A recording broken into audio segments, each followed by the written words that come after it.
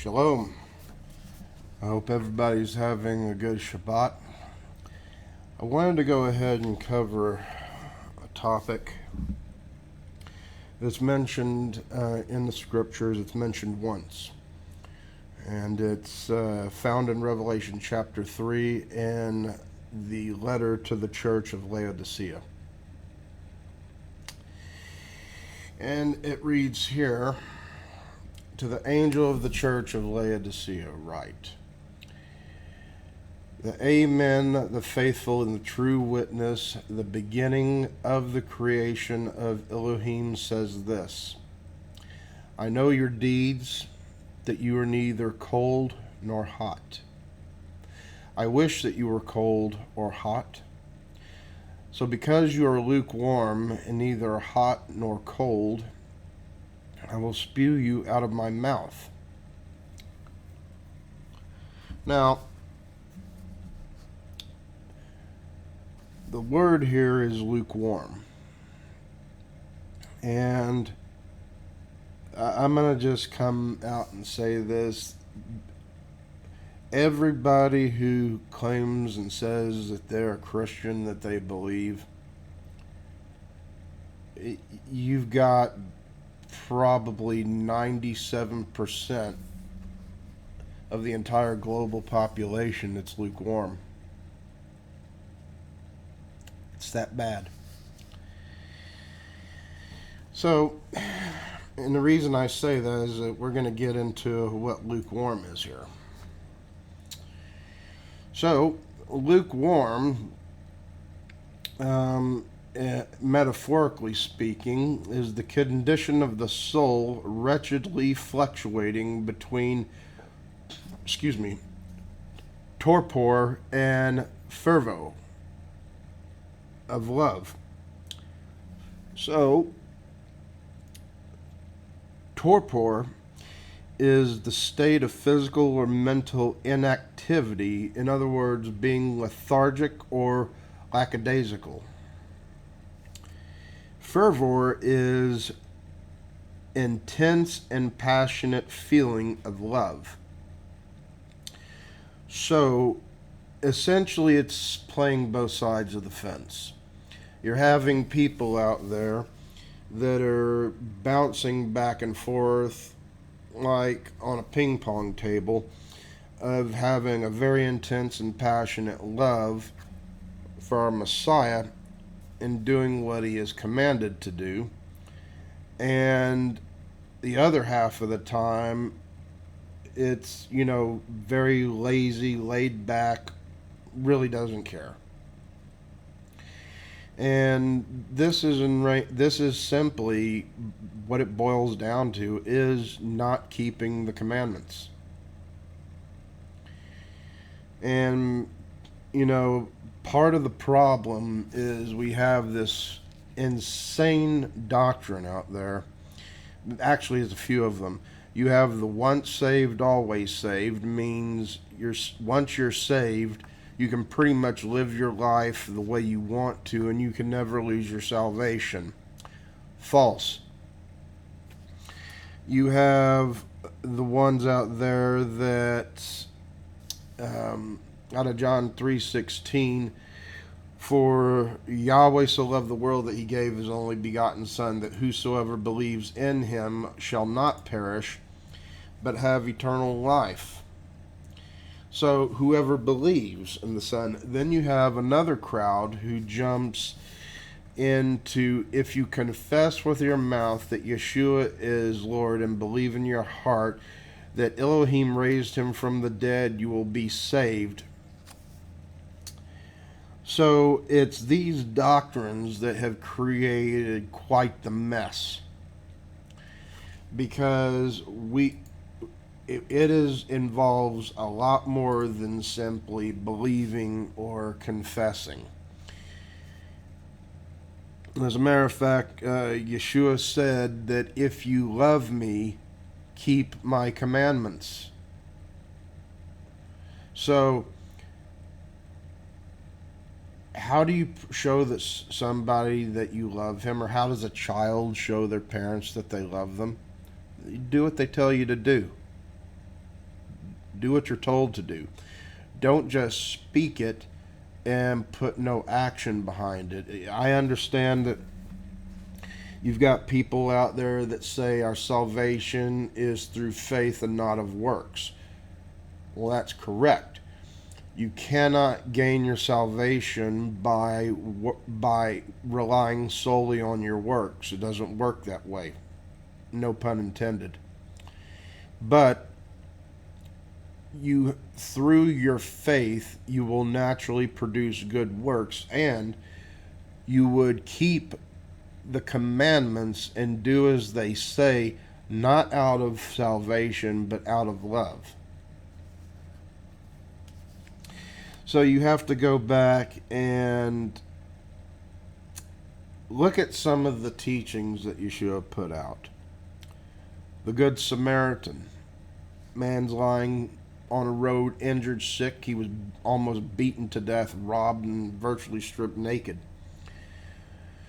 You had several holy men that walked past him. They didn't want to get involved. But then you had the Samaritan, stopped, put the man on his beast, took him to the inn, used wine and other assorted methods to help treat and heal his injuries, told the innkeeper when he comes back that if he stays and any more money is needed other than what he just gave him, that he'll cover the difference and pay the costs. I don't know, some might call that good works or bearing good fruit. The parable of the talents.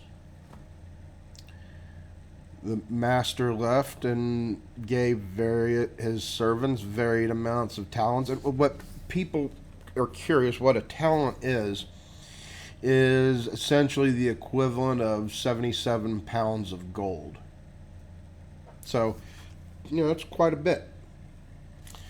So you had the servants that would do various things to take what they were given, and then they magnified or multiplied, and it got even more. But you had the one servant who didn't do anything.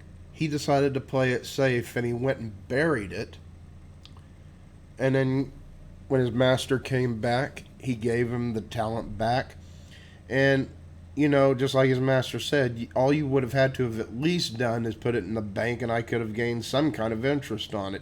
But you did nothing. So what little was given to him was taken and was given to the servant with 10 talents. To whom much is given, much is expected. Or what about the parable of the unforgiving servant? He owed a great deal of money, and his master was going to sell the servant's wife, his kids, to pay back the debt. But he begged and pleaded, and his master forgave him and forgave the debt. But he didn't go and do the same with one of his fellow servants who owed him money, and he threw him into jail. But because of that, because his master forgave him and the debt he owed, but he didn't go and do likewise, then he was thrown in with, depending on your translation, the torturers, and was going to stay in there until he paid back every last penny. Or what about the example Yeshua gave at the Last Supper when he was washing the feet of his servants? And if you're curious to know what that actually means, well, you're going to have to sit in there and do some research on that one, because it means a lot more than what you think it does. But the point there is to serve and not to be served, which is what all of this represents. The Good Samaritan, to serve and not be served. Parable of the talents, to serve and not be served. The unforgiving servant, to serve and not be served, to forgive. Or what about through faith in the book of Joshua what Rahab the harlot did for the Israelite scouts. She showed them a way out, and in return, when they ended up sacking Jericho, her and her entire family were spared, and they were brought in with the Israelites and became part of them. Or what about Abraham, through his faith, was going to commit the action of sacrificing his son Isaac?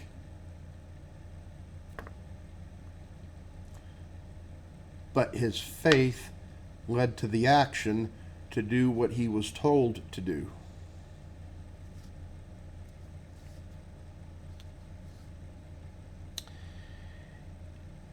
It's doing things inside of the body of the Messiah, things that we're supposed to do or we're not supposed to do, and people do the exact opposite. But woe to those who call evil good and good evil. So you consider yourself to be part of the body of the Messiah. Yet let's say you're at work. See a pen? It's not yours. You stick it in your pocket and you take it home. You're stealing. You're in a relationship involved with somebody. You're not married, but you're sleeping together, but at the same time, you're not cheating. You're still committing fornication.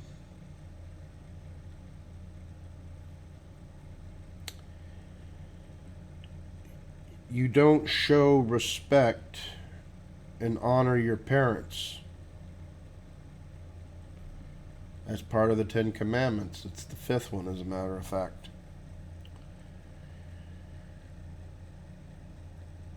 You don't become a father to the fatherless or a role model. You take care and look after the orphan. You don't do good and plead for the widow. It's what we're supposed to do. But people, they think that it's, again, all you need to do is believe or confess, say a sinner's prayer, and everything's okay. It says in the 10 Commandments not to have any idols, no idolatrous worship, no images. You're not to bow down to them or pray to them. But then you have people that kneel down and pray facing a cross on a wall, or praying to the Virgin Mary in the Catholic Church using prayer beads, praying to the dead.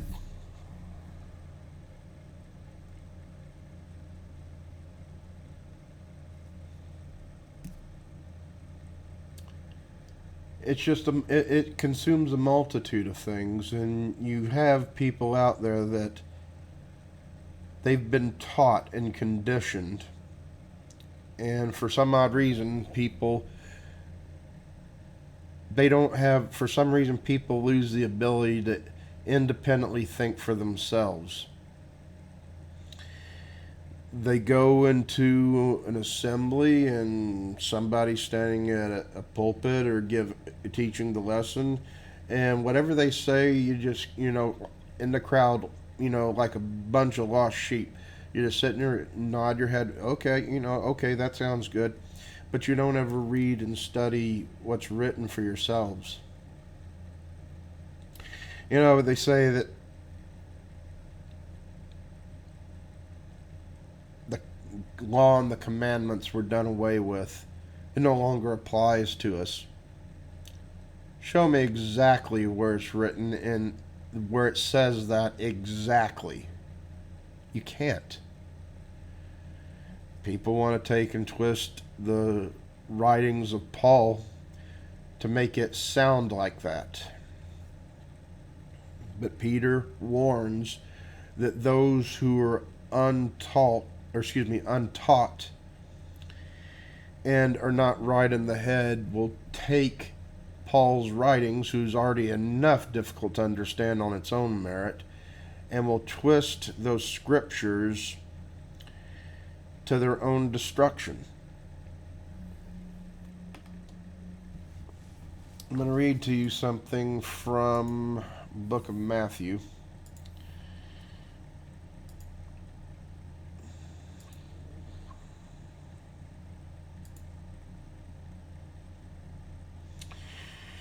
Okay, this is out of where people sit here and say that the laws, specifically the laws that people it's called the laws of Moses, that don't apply to us anymore.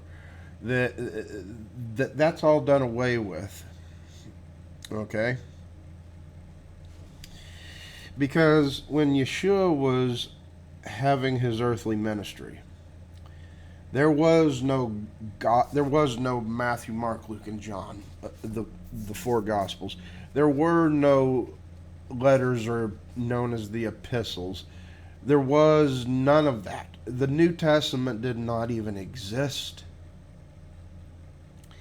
Everything was being taught from the Torah, the prophets, and the writings makes up the Tanakh, or the Hebrew Bible. But in Matthew 22, starting in verse 36, it reads, "Teacher, which is the greatest commandment of the law?" And he said to him, "You shall love Yahweh your Elohim with all your heart, with all your soul, and with all your mind. This is the greatest and foremost commandment. The second is like it. You shall love your neighbor as yourself. On these two commandments depend the whole law and the prophets." So then you'll get people that they'll sit and read this. And it says, okay, so you're supposed to love the Lord your God, Yahweh Elohim, with all your heart, soul, and mind. And then you're supposed to love your neighbor as you love yourself. So that's it. All we have to do is love. But how do you actually love Yahweh Elohim with all your heart, with all your soul, and with all your mind? How do you love your neighbor as you love yourself? How exactly are you supposed to do that? It goes more than just saying, "I love you." But it goes down into your actions, the things that you do. So, where exactly did these two commandments come from? So, we're going to go into the book of Deuteronomy, chapter 6, into the Torah.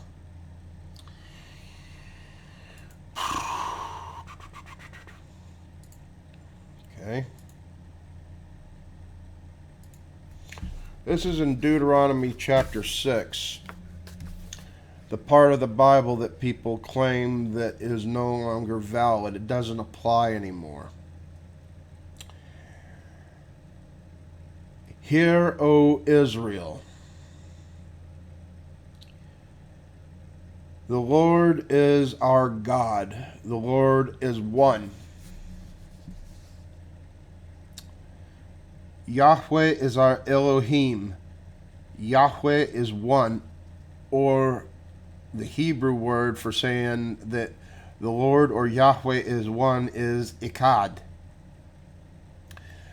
You shall love Yahweh your Elohim with all your heart, with all your soul, and with all your might. These words which I am commanding you today shall be on your heart. You shall teach them diligently to your sons, and you shall talk of them when you sit in your house, and when you walk by the way, and when you lie down, and when you rise up. You shall bind them as a sign to your hand, and they shall be as frontlets on your forehead.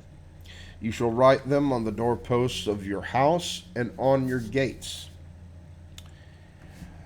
And for those who are curious, what I just read is the Shema. It is a prayer that is recited usually at the beginning of every Sabbath or Shabbat. So to read that first part again, where it sounds slightly different for some people that may not have heard it this way. Hear, O Israel, Yahweh is our Elohim, Yahweh is Echad. Now, we're going to move on to the book of Leviticus 19:18.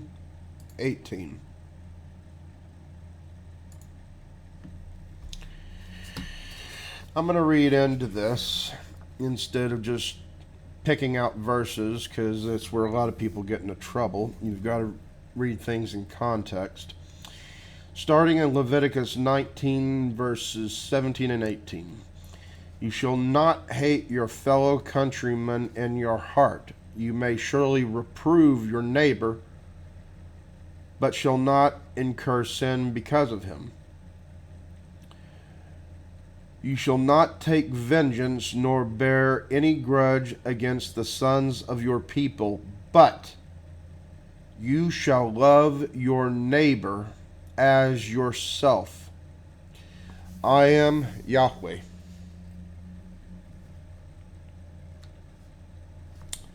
Now, we're going to even take this a step further.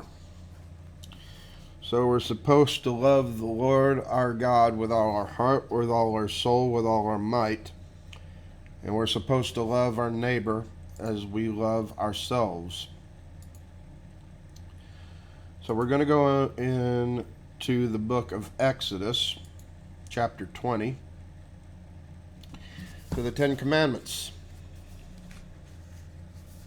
So, and I'm going to read this in sequential order here. Commandment 1. You shall have no other Elohim or gods before me. Commandment 2. You shall not make for yourselves an idol or any likeness of what is in heaven above, or on the earth beneath, or what is in the waters under the earth. You shall not worship them or serve them, for I, Yahweh your Elohim, am a jealous El, visiting iniquity on the fathers, on the children, on the third and fourth generations of those who hate me, but showing loving kindness to thousands, to those who love me and keep my commandments. And we're going to come back to that last part. Remember this right here. Showing loving kindness to thousands, to those who love me and keep my commandments. Commandment number 3.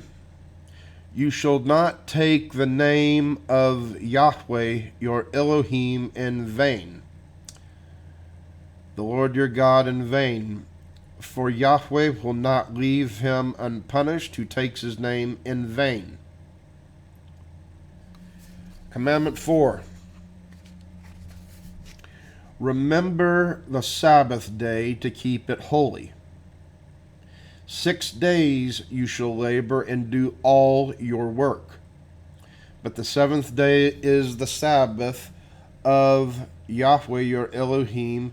In it you shall not do any work, you or your son or your daughter or your male or your female servants or your cattle or your sojourner, traveler, who stays with you. For in 6 days Yahweh made the heavens and the earth, the seas and all that is in them, and rested on the seventh day. Therefore Yahweh blessed the Sabbath day and made it holy. Stop. These, the first 4 of the 10 commandments. You shall not have any other gods before me. You shall not worship any idols. You shall not take the name of Yahweh in vain. And you shall remember the Sabbath day which Yahweh created, and to keep it holy, set apart.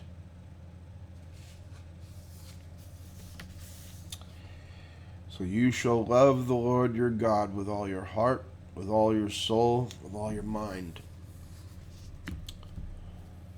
to do what he tells you to do. Moving on. This is part 2. To honor your father and your mother, that your days may be prolonged in the land which Yahweh your Elohim gives you.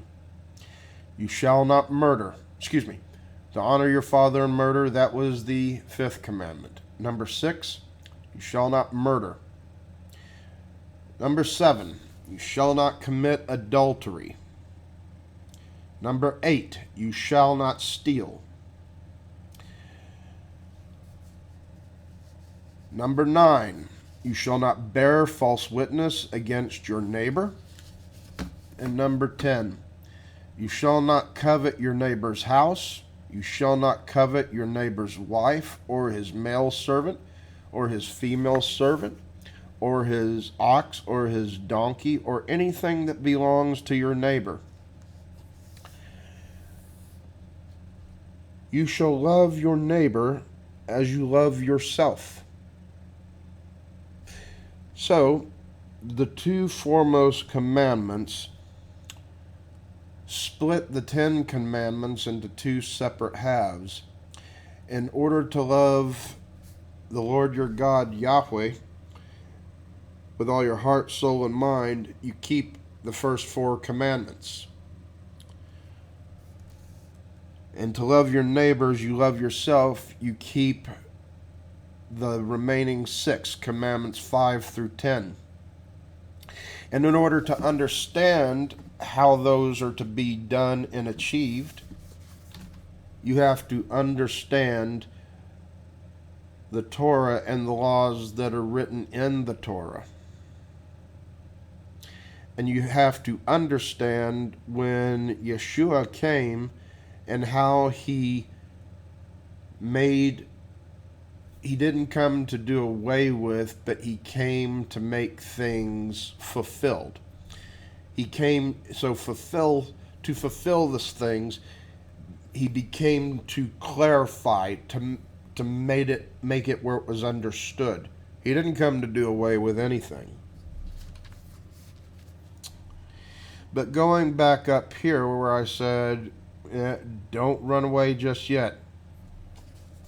Where it says here, back in the 7th commandment about no idols, no carved images, it says in the last part of that, it says, but showing loving kindness to thousands, to those who love me and keep my commandments.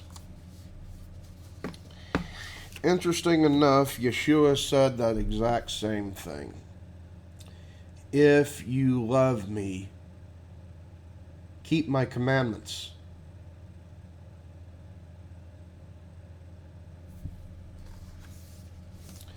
So you want to know how to not be lukewarm. Yes, you're supposed to believe and confess the name of Yeshua. You're supposed to believe in him, what he did on the cross. And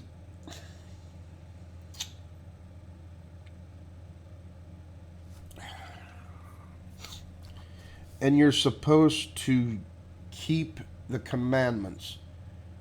Because what is sin? Sin is the transgression of the law. But transgressing the law, according to all of these people that have went through seminary school, the law no longer applies. But it's also, as Paul wrote, that, and I find this a little odd the way it was worded, but once you understand what is written in the law, then you're going to understand what sin is. But because you don't read it, you don't understand it, you simply confess, say you believe, but you don't put any action behind those words. But you catch a wild hare once in a while. You're lukewarm. You're playing both sides of the fence, thinking that you're all in the right when you're actually not. And just like it said in the fourth commandment about keeping the Sabbath, is the one that people diverge from the most. And that goes from sunset Friday to sunset Saturday. It's not Sunday, which is a creation by the Roman Catholic Church. So, if you really want, it's better to be hot or cold, just like it was written. But being lukewarm, how best do I want to describe this? It's kind of like somebody being in a relationship. You've got one person that's fully committed to the relationship, but then you've got the other person who's in and out of the relationship and is only in the relationship when it's beneficial to that person, but when they've got what they've needed, well, they're out again. They're in, they're out. And how do you think it makes that person feel who's fully committed to the relationship when you have when the other person who is sitting here being topsy-turvy about the whole thing? It's going to make them very upset. I would think there would be some people that would agree with that. But you don't have to take my word for it or believe anything I said here. If you're going to believe anything, believe what's written in the scriptures. Don't just take the smallest part of what's in the Bible and run with that, which is what people call the New Testament. You need to dig into the Tanakh, or the Hebrew Bible. Then you're going to have a better understanding of what's what. Because you're not promised tomorrow.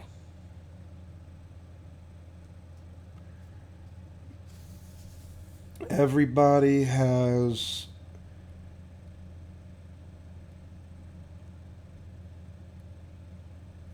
a punch card. And there are going to be some that they're going to be at work one day,